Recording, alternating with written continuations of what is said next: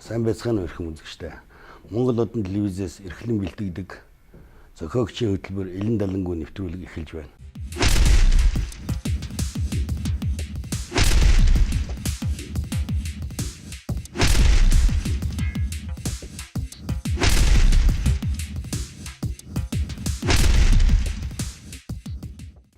Манай өнөөдрийн нэвтрүүлгийн зочноор Улсын их хурлын гишүүн, Монгол улсын хууль зүйн сайд Тэмүүжин оролцож байна. Нийт телевизийн хамт олонны өмнөөс үчийн мэнд дамжуулъя.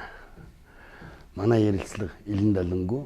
Гэхдээ би үзэгчдийнхээ өмнө амлахад таны удиржаас яам болоод танай хамт олонны таны нэр хүндийг унгах тийм асуудал тавихгүй. Нэгэн таны цаг завыг үрэн урж ирж байгаагийн хувьд хариулахгүй ч байж болно гэсэн тийм дал дутгатай үг хэлэхгүй. Харин ярилцлагыг Элен далангүй ярилцъя хоёлаа. Яг нь нийтийн албанд байгаа гэдэг юм эсвэл иргэдийн итгэлийг авсан хүнд унаад байх нэр хүнд эсвэл нуугаад байх тийм хаалттай байх тийм зохимжтой биш л дээ. Баярлалаа.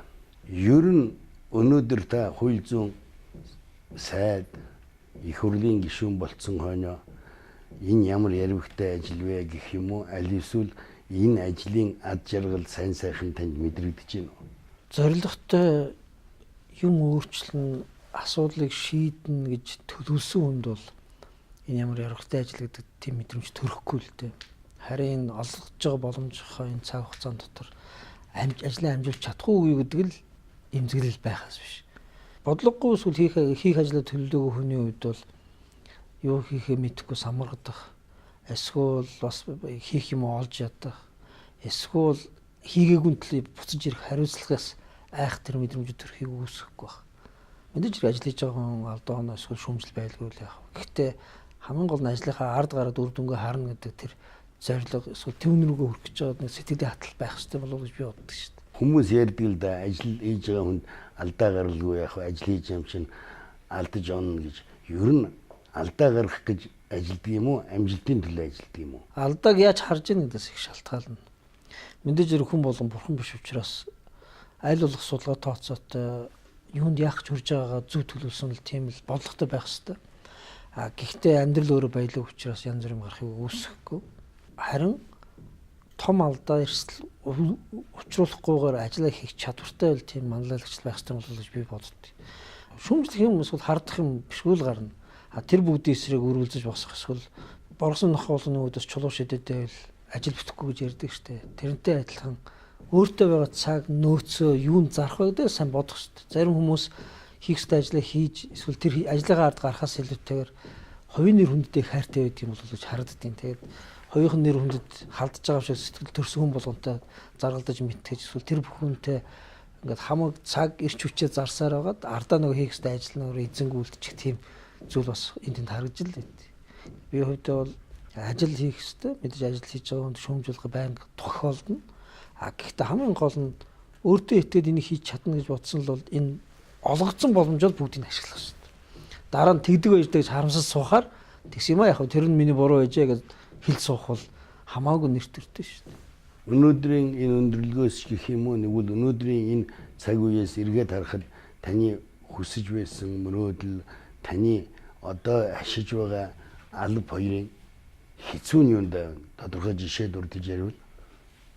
Би хувьдаа зөвөр би тийм албан тушаалттай болчихсон гэж бүр би мөрөөдөж байгаагүй юм байна. Энэ хуулийн тогтолцоог ингээд өөрчилчихвэл миний харж байгаагаар бол энэ илүү энэ нийгмийн улс орны хөгжилд хэрэгтэй юм шиг болох юм байна. Миний өр хүүхдүүдийн ирээдүй илүү аюулгүй болох юм шиг байна.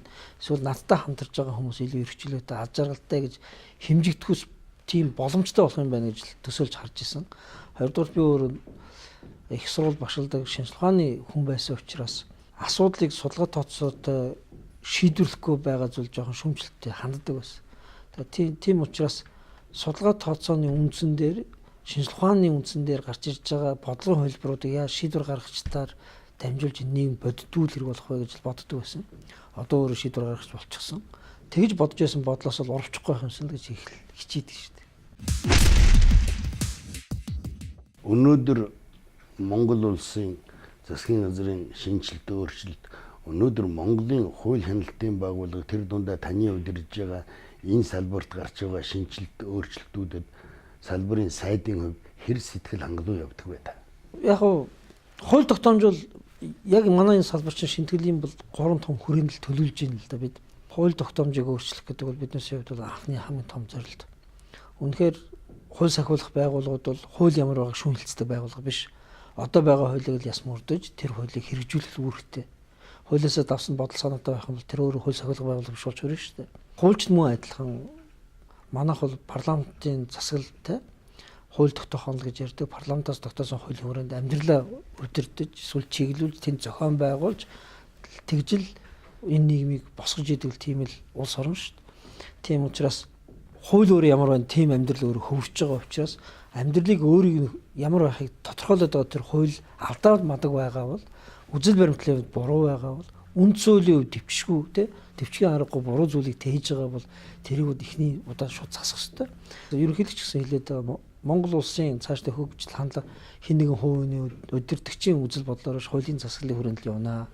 Хууль өөрөө засаглан, хууль өөрөө хэрэгжинэ гэдэг чинь хүн бүр эрхчлээтэй байх боломжийг хуулийн өмнө хүн бүр тэгш гэдэг энэ зарчим өөрөө хангах учраас тэр нь дарга байна уу, мөнгөтэй байна уу, ядуу байна уу, эсвэл өнчин байна уу гэсэн үйл шалтгаалаад Монгол улсад амьдарч байгаа хүнийхээ хувьд боломжтой байх.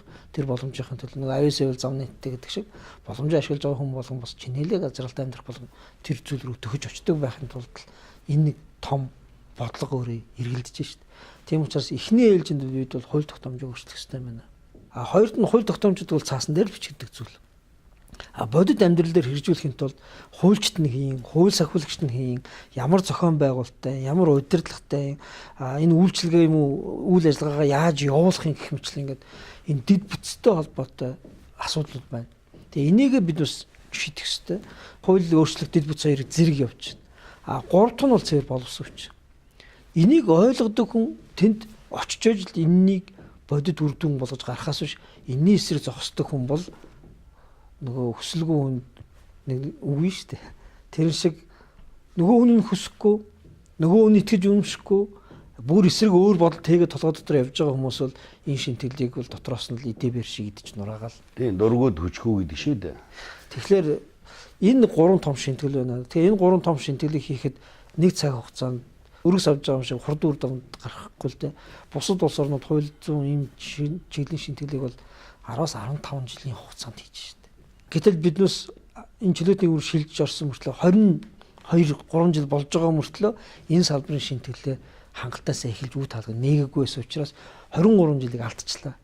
Дахиад алдаад байх уу? Одоо эхлээд одоо энэ 10-15 жилээ наашин жоохон дотоод ядад нэг 5 6 7 гэдэг юм уу жилийн хугацаанд үр дүн гарах үзэмжийн ажлуудыг өнөөдөр эхлүүлчих үү гэдэг л асуудал. Нэг нөгөө хэлэхэд яг 16 оны сонгуул гэхэд миний эхлүүлсэн энэ том шинтгэлүүд энэ шинжилгээний засгийн газар ерөнхийлөгчийн энэ том хууль шүүхийн шударга цай гэдэг амлалтын дор хийж байгаа шинтгэлүүд үр дүн шууд хүний нүдэнд харагдахаас бол гарч ирэх хэсэг нь бол эргэлзээтэй. Гэтэ урт хугацаанд энэ үр дүн бол гарна. Энд бол би хатуу итгэл өнөмшлөлт. Гэтэ энэ нь төмөжин дахиж сонгох эсвэл төмөжин дараагаар үлдэх гэдэг асуудал ерөөсөй биш байхгүй юу? Монгол улсад хууль нь хүний төлөө хөгжлөлөө байж чадахгүй юу? Монгол улсад энэ хууль шүүхийн болон хууль сахиулах байгууллагууд нь иргэдэд хамгаалдаг тэдэндээ үйлчилж байх үгүй юу? Монгол улсад энэ аюулгүй байдал гэдэг чинь хүн болгоны өөрийнх нь амьдралын салшгүй хэсэг болж чадахгүй гэдэг л асуудал болохоос биш энэ бол нэг нам ялах нэг хэсэг хүн их мэдлэлээр байх тухай асуудал ерөөсөй биш. Сая таны ярианд дурдгдлаа хамгийн үний юм бид зөвхөн хууль хяналтын энэ салбарт биш ерөнхийдөө 23 жилиг туйлын ашиггүй өнгөрөөсөн шүү дээ. Та сайд болоод тодорхой хэмжээний хугацаа өнгөрлөө. Та сайд болсноос хойш олон удаа гадаадд ажиллаар албан томилтоор хэлийн дэс алхсан. Ер нь энэ ажлын үр дүн хэрхэн харагдаж байна вэ? Шинжилгээний засгийн газар чинь сайдуудыг жилд 2 удаа л явна гэдэг тийм хатуу код өгсөн. Үндсэндээ өөртөө явахаас илүүтэйгээр энэ ажлын хэсэгт орж байгаа судлаачдыг практик дээр байгаа хуульчдыг илүү явуулж ийн л да гадагш дотогш нь. Нэг сайд тэнд очиж тийм байдсан байх гэж ирээд ярихаас илүүтэйгээр амьдрал дээр нь ажилдаг эсвэл энэ ажлыг харж байгаа энэ баг өөрөө бас үзэж харж үнэхээр чихэр сонсохоор нүдэрээ нэг үзчихвэл дээр гэж ярьдаг үст. 100 удаа сонсохоор нэг хараа гэдэг үү тий. Тэр нь тийм учраас бол гадагш дотогшоо явах гэдэг энэ асуудлаас илүүтэйгээр би эн чинь нэг хүний ажил биш. Энэ бол том багийн ажил. Нөгөө төрийн өөрөө том Монголын 3 сая хүний л ажил шүү дээ. Тийм учраас бол бусад хүмүүс бусад улс орон яаж аз жаргалтай аюулгүй амьдарч чадж байна. Учир шалтгааныг судлаад үзэхээр сайн үйлдэл хуулиндаа зарагддаг соёлтой л байна. Ерөөс. Тэр туршлагыг бид бол авах хэрэгтэй. Гэхдээ тэр туршлагыг авч байгаа нэг бүгдийг бас харьчил гэсэн үг ерөөсөө биш. Монголын нэг юм үг гэдэг юм. Би оюутан байхасаа бас энэ үгийн учир шалтгааныг олох гэж олон ном зохиолч олон эрдэмтдтэй уулзж ирсэн. Тэгээд цогцоохон гээд санхүү эдийн засгийн сургуульд нэг түүх судалдаг багш байсан юм аа. Монголын нууц товчоо тэр судалдаг багш. Тэр багшийн хэлсэн үгийг сонин бөгөөд надад сорго сонсгож ирсэн. Монголын хууль 3 хоног гэж үгээд юм. Тэгээд бид ойлгохдоо ер нь олон хүн ярихдаа яг гаргаад хууль гаргаад 3 хоног мөрдөл тэгэл 3 хоногоос цааш байхгүй болдгийг хэлдэг юм да гэж ойлгодог байсан. Тэгээд зохицоохон багш болохоор юу гэж хэлсэн гэхээр Монголын хууль 3 хоног гэдэг их эртний агуулгатай үг юм шүү дээ.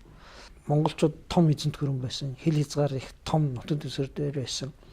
Тэгээд төвдөө нэг хууль гарах 3 хоногийн дотор бүх нутаг дэвсгэрээр тарж чаддаг байсныг уул нь илэрхийлсэн үг байсан юм аа. Монголын нутаг дэвсгэр дээр богцондоо алт үрээд 16 настай хөлт морьтой явахад хинч халддаг бол тийм дэг журамтай байсан юм аа. Хурдтай явж байгаа хүнийг саатуулах гэж оролдоход гэрэг гаргаад үзүүлэхэд төрийн цааз хатуугаад өмнө нь сөхөрж ундаг л улс байсан юм аа гэж хэлжсэн байхгүй юу. Тэгэхээр хууль дээдлдэг соёл бол монголчууд байсан. Гэхдээ хууль нь надад хэрэгтэй гэдгийг ухамсарладаг соёл байсан. Монголчуудаас илүү одоо юу гэдэг нь зоригтой бөгөөд эрс шийдэмгий хүний ирэхээр жарахаар өөрөө ирэхээр зов гэж эрхчлөлийг тунхагладаг бас байхгүй шүү дээ. Тэгэхээр нөгөө хууль эрхчлөлөө гэдэг хоёр усан хоёр шиг ингээд сүлэлддэг тийм ухамсар соёлтой улс байсан. Өнөөдөр ингээд инженеэр бодоход аливаа нэгэн асуудал хүний харилцааны соёл зөв эдийн засгийн бодлогоор зөв явах ёстой юм шиг санагдаад байна. Танихаар 23 жилийн хугацаанд манай нийгэмд нийгмийн үндсэн ингээд хүрээнүүд ингээд анзаараад харахад энэ 23 жил бид буруу замаар явсан гэж би таны тэр хатуу өгдөлтийг би хөлийн зөвшөөрч чадахгүй л дээ. Жишээ нь эдийн засаг, нийгэм, соёл, улс төр, хууль эрх зүй гэдэг янз бүр хүрээ. Тэгээ энэ хүрээнүүд бол янз бүр л байгаа юм. Хамгийн их хоцрогдсон, угшсан, богшсон салбар нь бол хуулийн салбар гэдэгт бол хинч марахгүй байна. Соёл, спорт, урлагийн гот сүүлийн жилүүдэд те хавьгүй илүү хөгжиж эхэлж байна. Эдийн засгийн үед бол харин ч манайх маш сайн хурцтай өөр бусад улс орнуудыг бодвол хурцтай хөгжих гэж ингэж яг амьд организм нь ажилласан. Харамсалтай төрийн оролцоо хэтэрхий их байсан уу? Хувийн өмчийг дэмжих те тэр хандлага сул байсан уу? Одоо ч гэсэн ингээд нэг судлаачдын шүүмжилдгээр бол одоо төрийн капитализм үүсч гэдэг юм л да. Уул нь капитализм гэдэг чинь хувийн өмчн дээр суурилсан тогтолцоо болохоос биш төрийн өмчн дээр суурилсан тогтолцоо биш л да.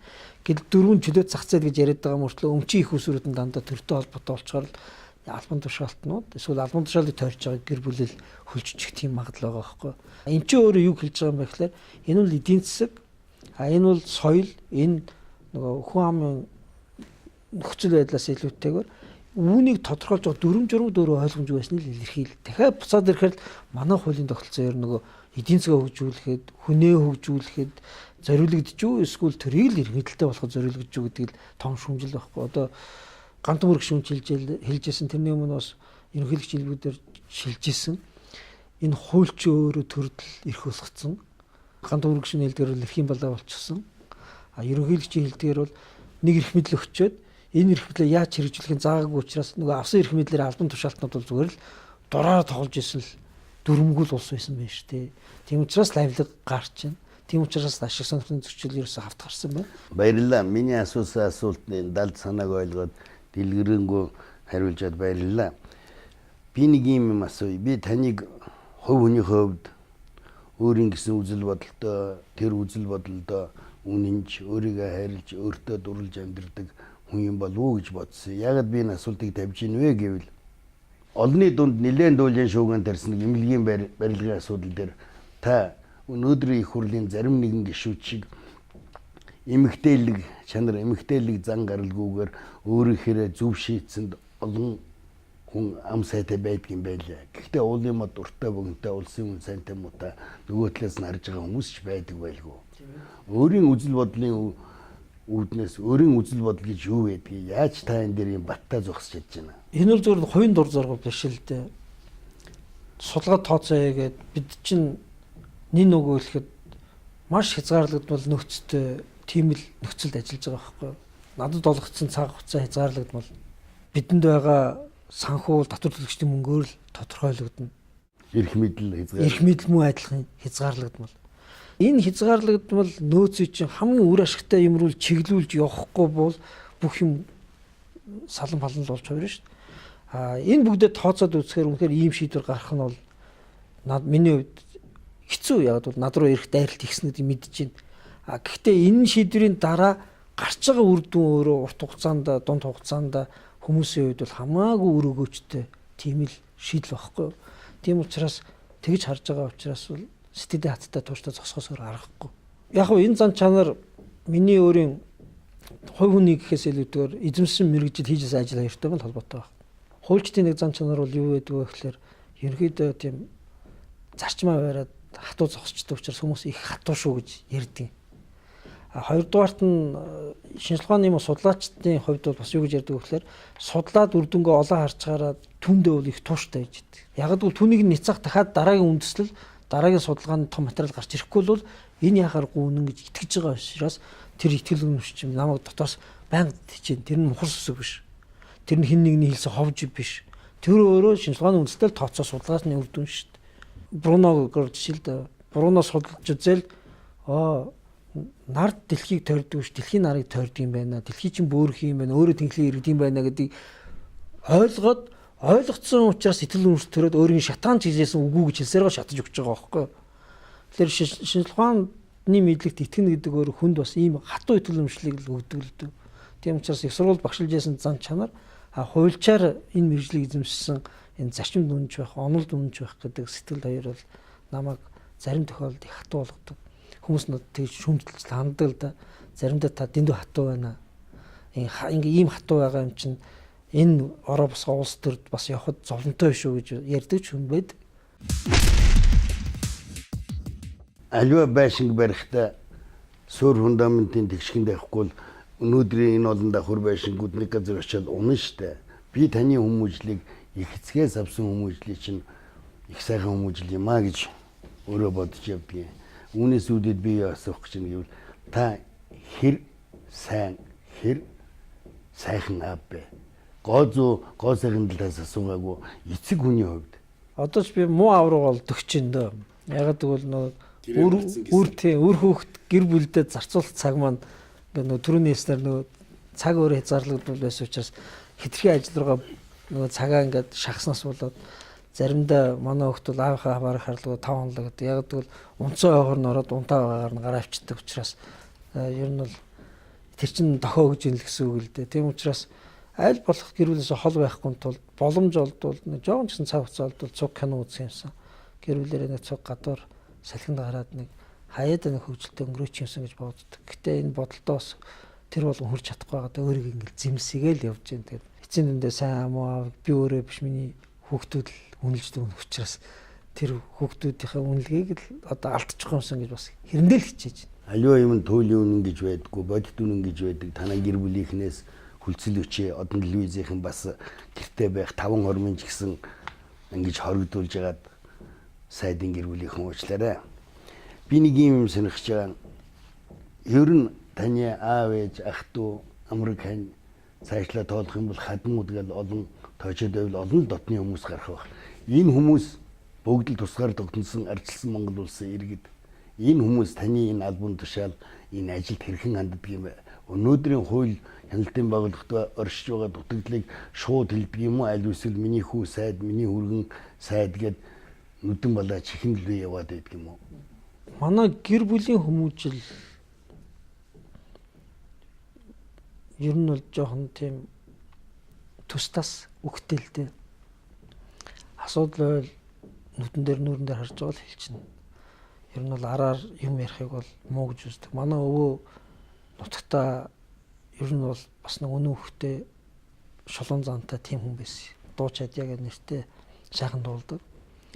Тэгээ манай ах, манай ингээд байж байгаа гэр бүлийн хүрээнийхэн ч гэсэн ер нь нэр хугараар ясуур гэж нэг үг гэдэг та. Тэрэн шиг нэрээ мэлээ эрхэмлдэг. Гэхдээ нэрээ эрхэмлж гин гэж муу муухайгаа нуух гэж оролддог биш.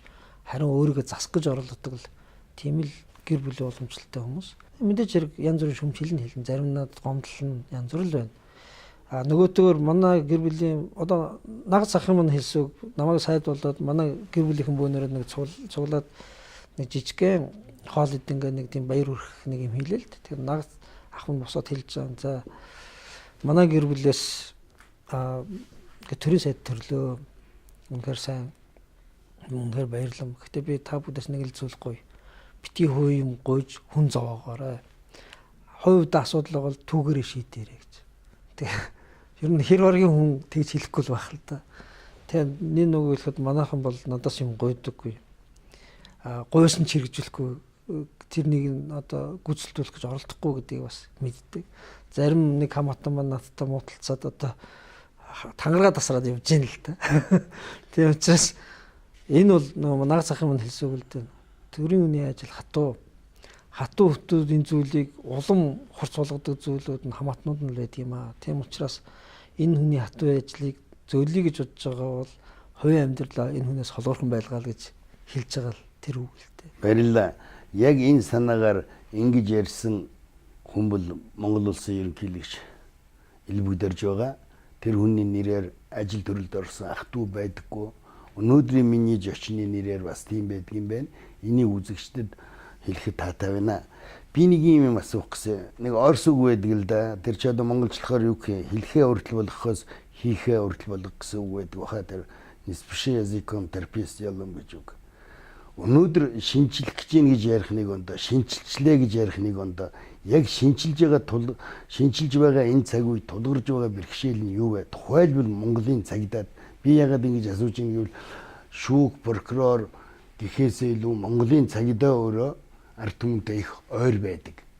Энэ талаас нь би асууж байгаа. Аль шинтгэлийн бодлого дээр бол хууль тогтоомжийг өөрчлөх бол хамгийн амархан шинтгэл гэж ярьдаг. Байшин байр бэлдэх, мөнгө төгрөг төсөөлөх гэдэг бол боломж байх юм бол тэрийг ч бас шийдэж болно. Хамгийн гол нь толгой дотор байгаа хоногчсон, олон жил датчихсан хуучин арга барил, олон жил тогтчихсон хуучин итгэл үнэмшлийг өөрчлөх гэдэг. Жишээлбэл нэдээр байгаа шүү танаа. Тэр нь дараагийнх нь.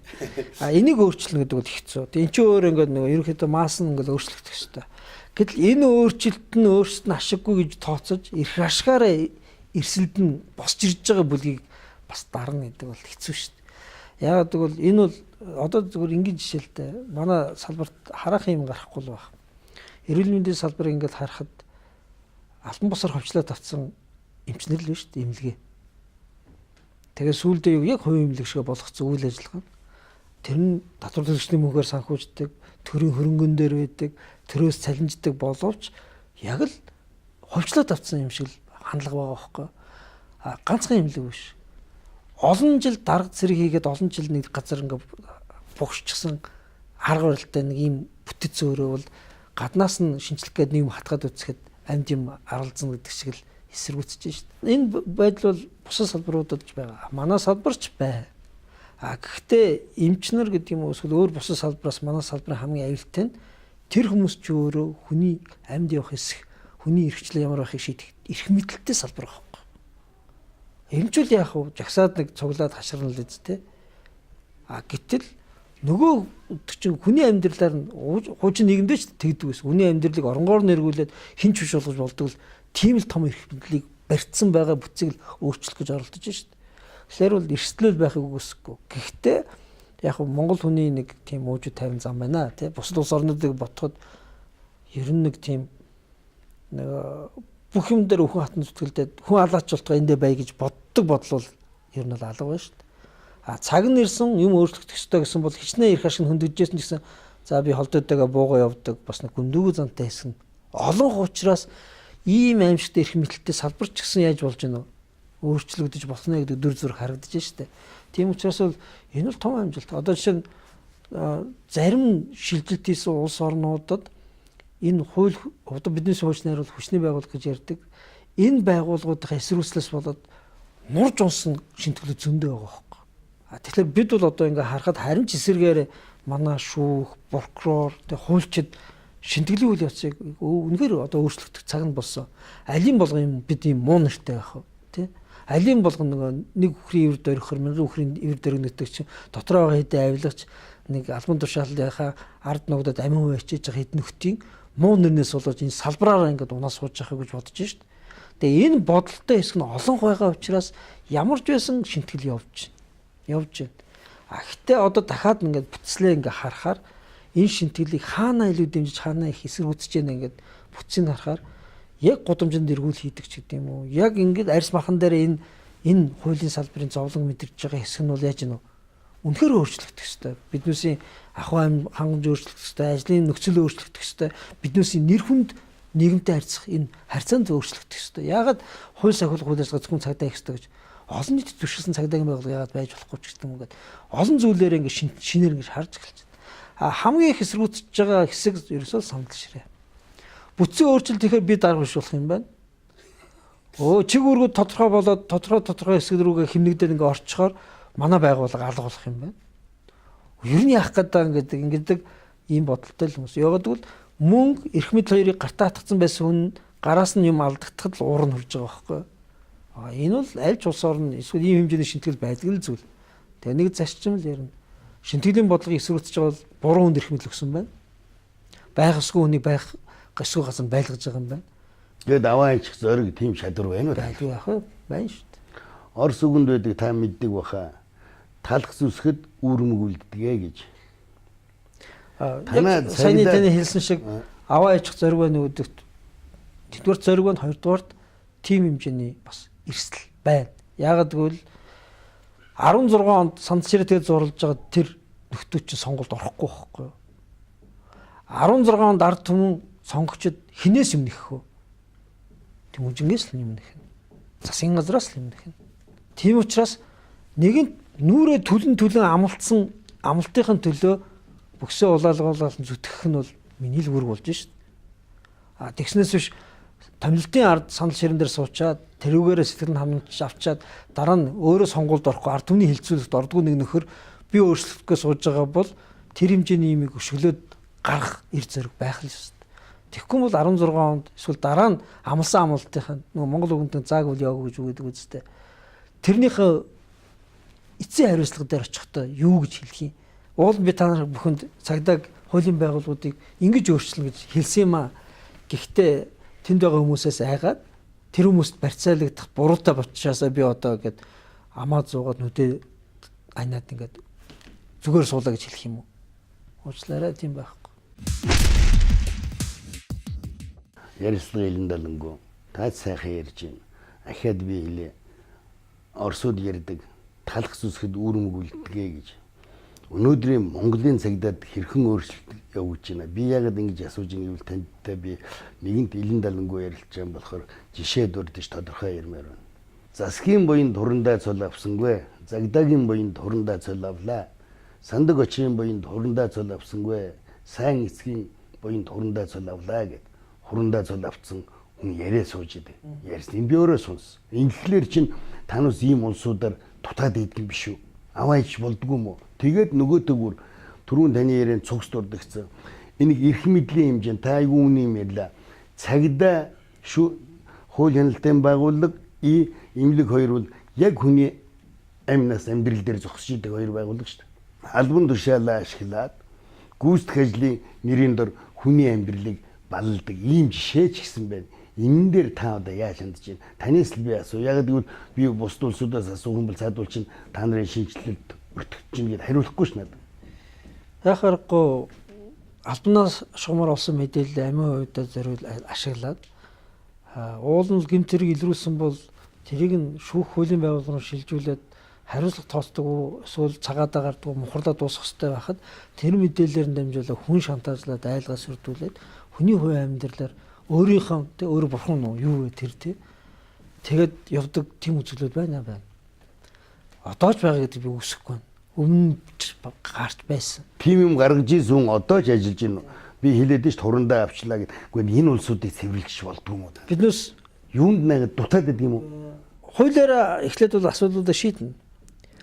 Албан шугамар олж авсан мэдээлэл ингэж амин хувьд ашигладаг бол шууд зайлуулдаг, яадаг тэр бүх системүүдийг хийж өгнө. Хоёрт нь та тэр хүний мэдж байгаа баримтаа хөлдөө. Баримтгүйгээр хин нэг хардаж эсвэл хоосон бүднээс шахаж чадахгүй байна. Би одоо хариуцлага алдсан нэг хүнийг халдахад тэргүүн шүүхтэл явж штэ. Тэгэхээр бидэнд нөөд нь бас яхахгүй хүний л амьдрал учраас тэр хүн бас эрхээ хамгаалахын тулд шүүх рүү хантана үнцгөлөөр болгоцол эрхэл байхгүй юу. Тийм учраас үнэхээр баримт байгаад баримтаар чинь төшөглөл асуудал ярина. А өмнө нь бол ягаад ч манай нэг айцтай байсан юм шиг байна. Олон хүн надад ярих юм те гараад өгч үгүй гаргаж чадахгүй. Намайг хин хамгаалах. Үнэн шүү дээ. Намайг хин хамгаалах юм. Яг энэ асуудал хүнс.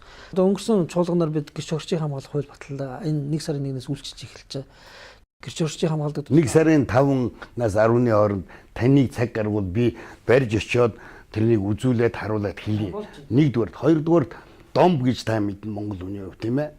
Бид домб чирээ татаад гомб гэд нэг баримт дуран сайхны киноны зурганд оршоод байна л да. Криминалны чиглэлийн юм л да. Тэгээд би үзэгчдийнхээ өмнө ярьж байна. За би 1 сарын 5-наас 10-ны хооронд эрхэм сайд гадагшаа явчихгүй би очноо. Сайд цаг гаргах нэ. Би энд итгэлтэй байна. Яг гэвэл сайд битээр албан бусаар уулзалдаад би нэвтрүүлэгтээ өрсөн хэлсэн ярьсандаа хүрээд ирсэн. Тэгээ энэ асуудлыг ярьж байна ингээд таны яриаг тасалсан бол уушлаарай. Яриагаа үргэлжлүүлээ. Иргэд бол ингээд би баримттай мэднэ. Энэ авилга авсан. Энэ намайг айлган сөрдүүлсэн. Энэ ингээд хуулийн нэрээр хууль сахиулагчийн эрх мэдлэр өөрөө гэмтрийгээ яваад гүнэ хэлж ийн л. За баримтаа өгчөө. Асуудлыг шалгая. Гүү намайг яаж хамгаалах? Зөрүүлэл асуудаг юм дээр. Гүү буцаагаад эдгээр чинь намайг юан зөр болгоо. Үн хэлж ийн. Тэгэхээр үнэхээр биднээс хохирогчийг болон гэрчийг хамгаалдаг систем байхгүй байснасаа болоод шудрагаас тогтох ямарч боломжгүй байсан юм байна. Хүн зориг гаргаад хэллээ маргааш нь амьдралаараа бүх юм алддаг юм. Уушлаа ярьсан илэн далангүй. Яг энэ сэдвүүдээр над нэг санаад бас нэг юм орчлоо. Энэ нууц биш зүйл. Их боловсрол хэлвэл агент гэж хэлдэг. За мэрэгжлийн хэлээр нууц гэж ярьдаг. Бүр бохироороо бууны нохоо гэж ярьдаг. Тим үнийг ашиглачаад хэрэг нь илэрхгүй болохоор авичаа хийждэг. Ийм туршлаг байна. Одоо бол шинэ гэмтрийн шийдвэрлэх ажлын тухай хуулиар над бүхэн ч өөрчлөгдөж байгаа. Нэг нөгөө хэлэхэд биднээс гэмтрийг илрүүлдэг мөрдөн байцаадаг арга барил нь социализм үеийн нөгөө ногоон молоотны харгалаас салаагүйсэн баг. Тийм шүү. Та намын гишүүн бидэнд тусал аггүй та ийм хэрэг хийсэн нөхөр таныг бидэнд туслахгүй л энэ хэрэг чинь шоронд 5 жилээ гэж айлгадаг. Ил мөрдөж, ил шалгаж, эрхчлөөг нь хүндэтгэж харьцахаас илүүтэйгээр хүмүүсийг дотор нэг нэгээр нь тагнуулж, мэдээлэл гар нүүслэр нь хүнийг доромжилдог. Нэг тиймэрхүү байдлаар бид бол гэмтрэгтэй тэмцэж хууль сахиулах гэж ярилдаж явсан байна. Арчсны юм дотор 23 жил явсан байна. Буруу байна. Та нарын өмнөж байсан энэ заваа. Тийм ээ, энэ угшраал байсан. Тэгэд бид бол тэр нэмийг өөрчлөнө гэж арчсан хувьсгал хийчихэд хийсэн мөртлөө өөрчлөгчтэй зүйлээ өөрчлөхгүйгээр аваа явж исэн 23 жилийн туршлага түүх байна л да. Магадгүй эрх мэдэл дутчихсан байж болно. Мэдээж ард түмэн гинтхэн арчилд ороод манайхан ч одоо арчлыг одоо хүртэл ойлгохгүй юм байна шүү дээ. Арчил эрхчлөө гэж энэ хариуцлага гэдгийг мэдэхгүй. Нэг нөгөө хэлэхэд бол хуулийн энэ салбарыг ингэж өөрчилж идэ-бэрийн шахаж иргэн аюулгууд одоо махны машин гэж муухай үгүй шүү дээ, тийм. Хүн болгоныг оруулаад ингэж тийм биш. Хүн хэлмэгдүүлдэггүй гэхдээ шудрагсыг сахиулж чаддаг. Хүний хэлсээр шийдэхгүй гэхдээ ял завшуулдаггүй ийм л тогтолцоо биднес бий болох гэж оролдож байна одоо. Энэ тогтолцоог бий болгоход бол 3 том хүчин зүйл үнэхээр чухал. Хамгийн чухал нь улс төрийн сайн орчин. Үнэхээр улс төрийн нөхцөлөд тохирсон уу? Өнөөдөр бол боломж бүрдэлээ. Одоо олон хэдэн жилийн өмнөөс ингээд шудрагсны тухай ярихад нэг нөгөөд 2000 оноос л ерөнхийдөө шудрагсны тухай ярьлаа, шүүх хөлийн байлгын шинтгэлийг ярьлаа. Засгийн газар дэмжиж ирсэн, улсын хурал дэмжиж ирсэн үү? Мэдхгүй. Хэлж мэдхгүй шүү дээ. Олон нийт бол дэмжиж ерөнхийлөгчөөр сонгоол гаргаад ирж байгаа. Олон нийтийн дунд байнга шүүмжилж ярьдаг байсан юм нь юу? Энэ шүүх хөлийн байгуулагч өөрсдөө асуудалтай биш үү гэдэг юм ярьдаг байсан. Гэтэл энийг хинч ил гаргаж шууд зөрөгтэй зарлах эсвэл энийг өөрчлөе гэж манлайлж байгаагүй шүү дээ. 2012 оны сонгуулийн үр дүнгээр засгийн газар байгуулалт улсын хурал бий боллоо шинэ. Анх удаа ерөнхийлөгч засгийн газар улсын хурал 3 төвшөндөө энэ алхмыг дэмжиж гээд засгийн газрын мөрөг хэлбэрт орж ирж шүү дээ. Улсын хурал төрийг нь баталж шүү дээ. Тэгэхээр хууль зүйн бодлогын шинтгэл хийх болцоотой боловсруулалтын хий гэдэг засгийн газар байна. Батлоод өгье гэдэг улсын хурал байна. Бүх бодлогыг чинь дээрс нь дэмжиж бүх одоо болохгүй нүүрээрээ ч гэсэн чэжээр ч гэсэн хаагаад явахад бэлэн байна гэдээ ерөнхийлөгч байж шít. Тэгэхээр улс төрийн орчин бол маш байна. Гэтэ улс төрч гэдэг чинь бас өрөвдөлтэй амьтад шít. Олон нийт юу хүсэж чинь түүнийг л дагдаг. Гэтэл олон нийт бол 10 жилийн өмнөөс л энэнийг хүсэж ирсэн. Уучлаарай сайд ярилцлага илэндаланг улс төрчид өрөвдүр амьтад биш. Яг би тэгж хэлж ийн гэвэл зөвхөн өнөөдрийн манай улс төрчид өөрсдөө л зориулсан хууль үйлдвэрлэж байна. Тэн та ганцаараа мянга зөв хуулийн юм яриад яах вэ? Тэр өнцгөөс нь ярьж болно. Ганцхан жишээ тамхины хууль, архины хууль хоёрын ялгааг та өөрөө мэдэрч байгаа. Би улс төрчдийг өрөвдөхгүй, хизээч өрөвдөхгүй. Хөөрхийн жирийн иргэдийн хувьд энэ өнцгөөс нь би хэлсэнгүй л улс төрч гэдэг чинь өөрөө хийм бэ гэхлээр алилдан дагаж өөрөө бодолтой хүмүүс л байна. Гэхдээ дийлэх нь угаасаа арчлалын зарчимч угаасаа тийм байдаг. Дийлэх нь иргэд олон нийт юу хүсэж чинь түүнийг нь би ярихгүй л дараа нь намайг сонгохгүй гэсэн бодолтой хэсэг байгаа байхгүй юу? Тэгэхээр улс төрчдийн өөрөө хүсэн шийдвэр гаргахгүй л хүсүүлээд өгье гэдэг эрх мэдэл хүнд байна уу? Олон нийтэд л байгаа байхгүй. Би тэрийг л хэлж байгаа. Тийм учраас хууль шүүхийн байгууллагыг өөрчлөөсэй гэдэг энэ хүсэлт олон нийтэд байсан. Гэтэ энийг сонсохгүй харахыг хүсэхгүй хэсэг хүмүүс бас байсан. Гэтэ өнөөдөр бол ямар ч байсан шүүх хуулийн байгууллага шинжилэх ёстой гэдэг улс төрийн орчин бүрдчихлээ. Дээр нь түрүү бид хоёр хэлсэн бас энэ ч өөрчлөгдөх ёстой шүү гэдгийг өөрийг нь хүлээн зөвшөөрдөг практик дээр амьдрал дээр ажиллаж байгаа хуульчд байна, хууль сахиулагч тэр хүмүүсийн бас орчин бүрдчихлээ. Тэгэхээр энэ боломжийг л ашиглахгүй л дахиад ийм боломж бүрдээч үгүй ч. Энэ цаг үед надад ягаад үн цэнтэй байна вэ гэдвэл миний хувьд бол гэр бүлээ золин найз нөхдөд хаян зүтгэж байгаа гол шалтгаан дахиад энэ яг одоо нөгөө хүний хувьцаа гэдэг тэвний үзүүрдээ тогтдог буудаа гэдэг шиг ийм цаг үе дахиад олдооч үгүй ч. Тэгээ энийг л ашиглаад энэ муу муухай юмны идэвэрийн шахаад тогтолцоог нь өөрчлөд авъя. Ийм цаг үе олдооч үгүй ч үгээд их итгэл муутай ярьж яхин сөрөг хүчин тийм юм. Би энийг бид бүгдээрээ л их орныхоо төлөө явж байгаа. Гэхдээ сөрөг хүчингээд нэг тал нь нэг зөв юм санаачлахаар нөгөөх нь дэгээдэж унгаагаад байдаг. Энэ ерөөсөө Монголын түүхэнд байгаа энийг юмыг арилгаж цэвэрлэж болтгүй юм уу? Арчилсан намын нэрээр энэ өндөр суудалд очсон улсуудаа та бүхэн мөн тэр талхны үүрмэг шиг биш бүр ширээ арчиж юм шиг цэвэрлж чаддаггүй юм уу? Энэ харагдаад байх юм. Тэгээд Монгол үгээс штэ нэг үхрийн иврийг зохиход 1000 үхрийн ивэр дөргинө гэд нэг тэнэг хурандаагаас болоод Монголын цагдаад урамжлагдах ёстой юм уу? Би танд хэллээ штэ. Баримтаа л гэж. Би 1 сарын 5-нд очно л гэж хэлсэн. Яг гэвэл хэрвээ наанад ямар нэг эвгүй явдал тохиолдвол би үзэгчдийн өмнө хэлж ил байна. Энэ явдлаас бол хэллээ шүү дээ. Яг энэ салбар юугаараа их эмзэг бас аюултай вэ гэхээр эрх мэдэлтэй хүмүүс. Нөгөөдөр жирийн юудэгэд бол хамаагүй өндөр боловсралтай мэдлэгтэй хүмүүс. Муу арга барилтай бол хамаагүй сайн туршлагатай хүмүүс. Тэр хүмүүсийг үнэхээр нотлох баримттай үндэстэн барьж авал хаяхгүй, халахгүй бол шүхтэл буцаад орж ирэх хүмүүс. Танаас халж болно, хайж болно, алахгүйгээс яах юм? Магадгүй би зүгээр ам нээвэл уушгинэ гэж би бас тэгтээ эрх мэдэл одоо өөрийнхөө мэрэгчсэн мэрэгжлийг ашиглаж хэлж юм биш. Намайг Монгол улсын хууль зүйн сайд дээр орхоос өмнө ямар нэг юм болвол яг миний энэ сая ярьсан цагдаа гэдэг нэртэй холбоотой цагдаагийн урандаатай л холбоотой. Цагдаа нь аав нь л да өөрөө биш. Түрүүнд энд ч гэсэн би тодорхой хэлсэн. Нөгөөтэйгүр зээл 130 машиныг та мэднэ тийм ээ. Зээл 130 машины шатхуун хадгалдаг одоо банк гэж сав байгаа шүү дээ. Банк Кузо хоёрын хооронд хэдэн сантиметр зайтай байдгийг. Хүн хэр багтах уу? Одоо тэр хоёрын завсар ороод шоронгоос оргоод тэгээд замдаа нөгөөдгөөс унаад машин дайруулчлаа. Ийм үйл явдал боллоо гэж миний кинонд дурдж байгаа. Гэтэл энэ хооронд хэдэн сантиметр байх вэ? Ахмад байсан хүн хурандаа болтол хэдэн жил зарагдах вэ? Ингээ бодохоор та подтекст их сайн ойлгодог хүний хувьд тэгээд ч та өөрөө хуулийн хүн дөрвөн талаас нь бодчиад нэг хариулт гаргадаа. Ярилцлага хэлэн байна. За мэдгүй байна. Асуудлыг аль ч өнцгөөс нь харж болно. Тодорхой юм дээр л хариу өгөх илүү дуртай. Сэжиг таамаг хүн болгонд л төрдөг.